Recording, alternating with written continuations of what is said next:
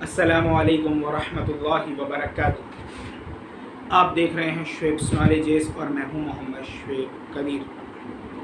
काफ़ी दिनों बाद, तकरीबन मिनिमम 1 वीक बाद या एक हफ़्ते बाद तो मुझे वीडियो बनाने का मौका मिल रहा होगा आज।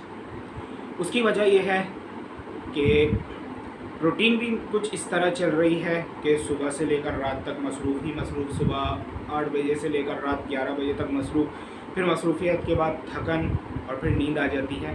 तो इस वजह से अभी भी आप देख ही रहे होंगे कि बिल्कुल टुन सा हो रहा हूँ, लेकिन मैंने कहा कि काफ़ी दिन हो गए, आज आप लोगों के साथ कोई ना कोई एक वीडियो ज़रूर शेयर कर ही देनी चाहिए।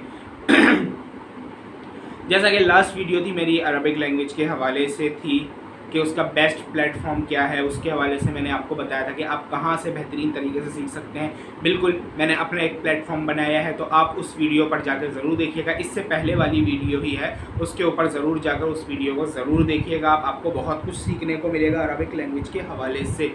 तो उसी वीडियो में मैंने कहा था कि इंशाल्लाह बच्चों की तरबियत के हवाले से मैं आप लोगों के साथ एक आइडिया, एक विज़न शेयर करूँगा।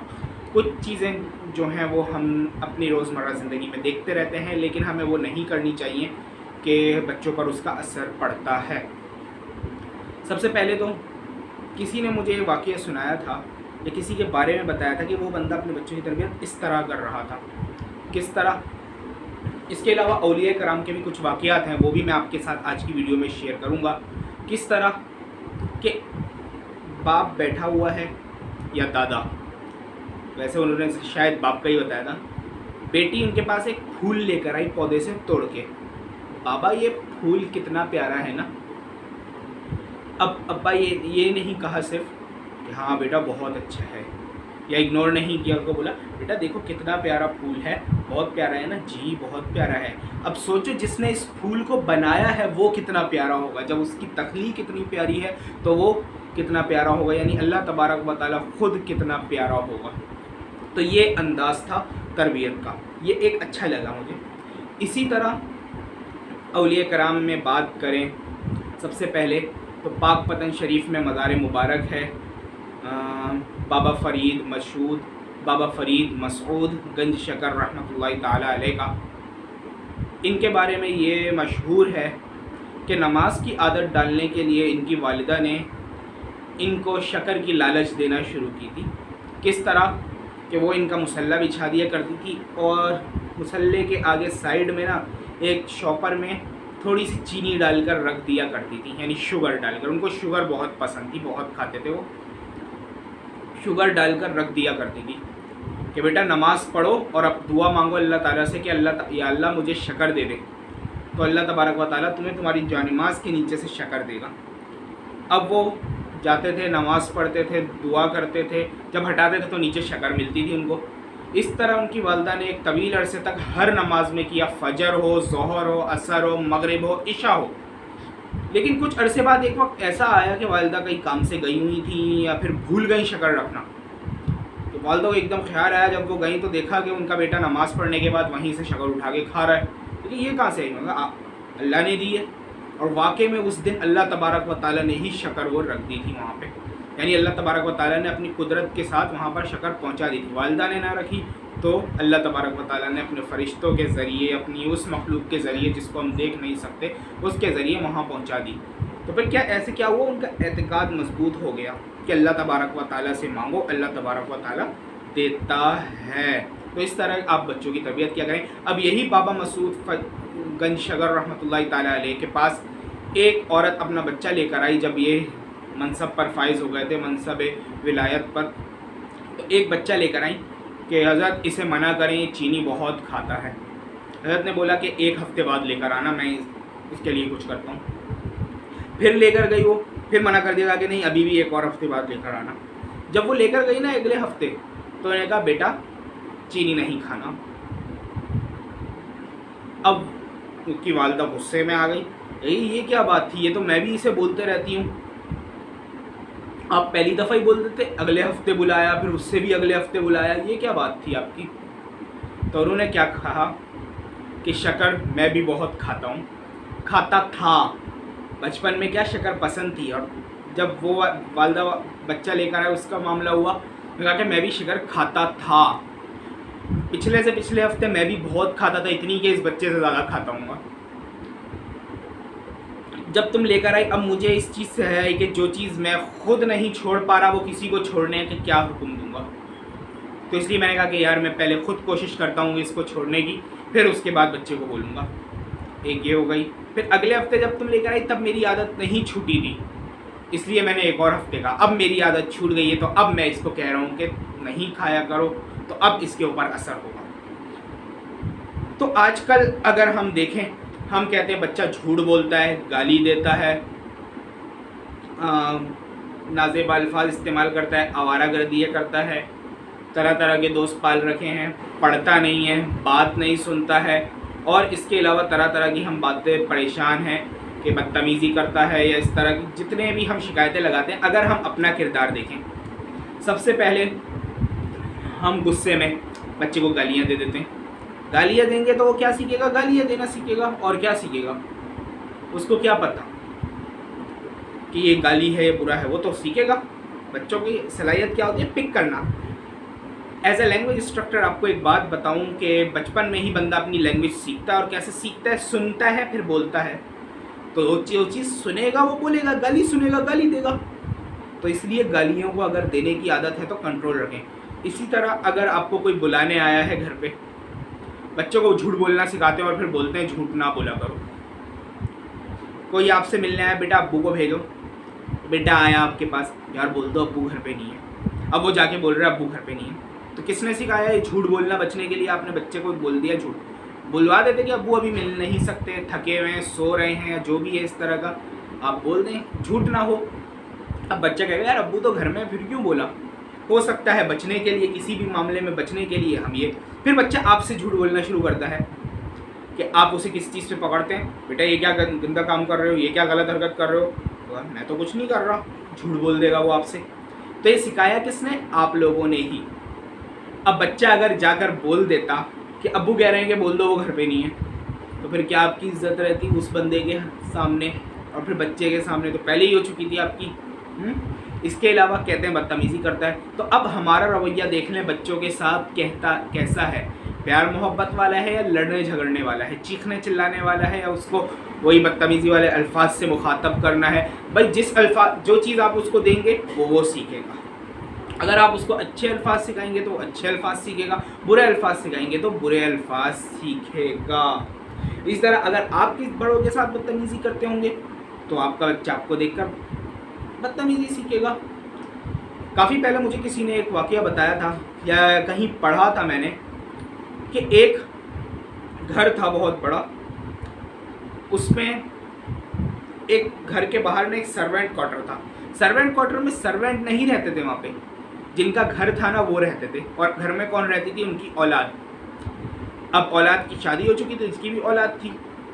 एक दिन ऐसा हुआ कि उसके बच्चे ने बैठ के ना एक घर बनाया, घर के साथ एक छोटा सा सर्वेंट क्वार्टर भी बना दिया। अब वो बेटे की वालदा ने पूछा, बेटा ये घर किसका है? अगर मेरा घर है, मैं बड़ा होकर ऐसा घर बनाऊंगा, ज़बरदस्त है। साथ में जो छोटा बनाया है किसका? ये आपके लिए। जिस तरह आपने दादा को और दादी को बाहर रखा हुआ है ना छोटे से घर में, मैं भी आपको अपने घर में नहीं, अपने घर में छोटा सा घर बना के रखूँगा। अब वो हिल गई कि यार ये क्या बोल दिया इसने। फिर वो जाके अपने सास ससुर या अपने वालिदैन को लेकर अपने घर में वापसी आई।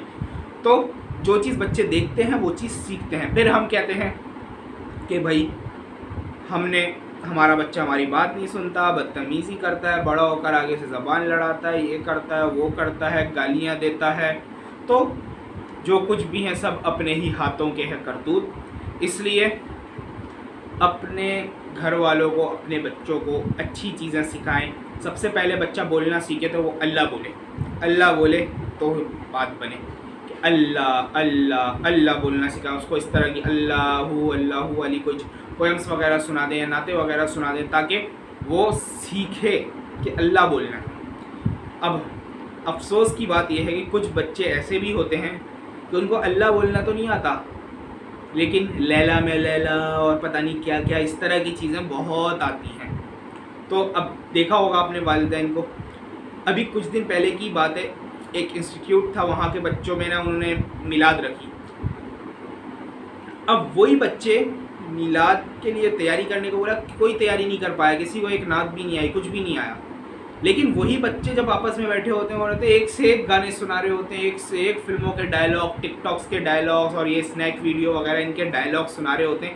ان ایپس نے تو بیڑا غرق کر کے رکھا ہوا ہے، ان کو تو اپنے پاس سے نکال ہی دیں آپ. جو مارکیٹنگ پرپس کے لیے یوز کرتے ہیں صرف کسی پروڈکٹ وغیرہ کی تو وہ یوز کریں، اس کے علاوہ فالتو لوگ تو نکال ہی دیں اپنی زندگی سے. فالتو چیزیں جن کے لیے فالتو ہو وہ نکال ہی دیں، ٹائم کا ضیاع ہے. اور پھر بچے بھی یہی سیکھیں گے. ایسا کیا ہوتا ہے بچوں کے ہر وقت موبائل، بچوں کے ہاتھ میں صبح سے لے کر رات تک موبائل ہی موبائل موبائل ہی موبائل موبائل. اماں کو پتہ نہیں، اماں ابا کو پتہ نہیں کیا کر رہا ہے بچہ، اور اس سے لو موبائل تو چیخنا چلانا شروع کر دیتے. بھائی بچے کو آپ 5 سال سے کم عمر میں تو موبائل دو ہی نہیں. سب سے بڑی بات، اگر دیتے بھی ہو تو تھوڑی دیر کے لیے کوئی چیز پوئم دکھا دی یا کچھ اس طرح کا کر دیا، اس کے علاوہ نہ دیں. ورنہ کیا ہوگا، میں نے تو ایک بچہ ایسا بھی دیکھا ہے کہ اس کی اماں اس کو کھانا کھلا رہی تھی، موبائل اس کے چلا کے سامنے رکھا ہوا ہے، 1 سال سے بھی چھوٹا بچہ وہ موبائل نیچے دیکھ رہا ہے موبائل میں. اب اس کو نوالا کھلانا اس کی اماں نے تو وہ منہ اوپر ہی نہیں کر رہا، منہ پکڑ بھی رہی ہے کچھ کر رہی نہیں کر رہا. اب اماں نے کیا کیا، موبائل ہی اوپر اٹھایا، اس کے منہ میں نوالا ڈالا تو آپ سے موبائل نیچے رکھ دیا، موبائل کے ساتھ اس نے اپنا منہ اوپر کیا نیچے. تو یہ کیا موبائل ہمارے بچوں کو کنٹرول کر رہا ہے کیا یار؟ تو اس چیز کو تھوڑا سوچیں، غور و فکر کریں اس کے اندر. ہو سکتا ہے میری باتیں بعض بری لگی ہوں، لیکن سچ اکثر کڑوا ہوتا ہے، ہمیشہ کڑوا نہیں ہوتا. انشاءاللہ آپ سے ملیں گے نیکسٹ ویڈیو میں. ویڈیو اچھی لگی ہو تو ضرور لائک کیجیے گا، شیئر کیجیے گا. چینل سبسکرائب نہیں کیا ہوا تو ضرور سبسکرائب کر دیجیے. اور جو باتیں آج کی ویڈیو میں ہوئی ہے نا، اس کے بارے میں ضرور سوچیے گا اور اپنی رائے کا اظہار کمنٹ سیکشن میں ضرور کیجیے گا. اور سچ بتائیے گا، اپنے آپ سے پوچھیے گا، اپنے آپ کو بتائیے گا کہ کیا ہمارا بچہ اگر گالیاں دیتا ہے تو اسے گالیاں دینا کس نے سکھائی؟ آپ تو یہ کہتے تھے یار باہر جا کے سیکھ کر آ گیا. بچہ باہر سے بہت چیزیں نہیں سیکھتا، گھر سے ہی سیکھتا ہے. بدتمیزی کس نے سکھائی؟ یار باہر جاتا ہے، دوستوں میں رہتا ہے، دوستوں میں سیکھ لیا. تو آپ اس کی گیدرنگ اچھی کریں. اس کے علاوہ بہت سی چیزیں ہیں، ہم کیا کہہ کے جان چھڑا لیتے ہیں، یا باہر سے سیکھ کر وہ اس نے سکھا دیا، یہ کر دیا وہ کر دیا. بھائی اس نے سکھایا تو آپ بچے کو سمجھائیں گے یار ایسے نہیں. اب اس کو مارنا پیٹنا چیخنا چلانا اس کے اوپر شروع کر دیں گے تو پھر وہ بات معاملہ خراب ہوگا، پھر وہ بھی آپ کے اوپر چڑھے گا. سمجھاؤ کہ سمجھانا مومنین کو فائدہ دیتا ہے. فذکر فإن الذکریٰ تنفع المؤمنین. تو بچے بھی آپ کے ہیں، آپ بھی الحمدللہ مومن ہیں، تو ضرور سمجھائیں، انشاءاللہ ضرور فائدہ دے گا.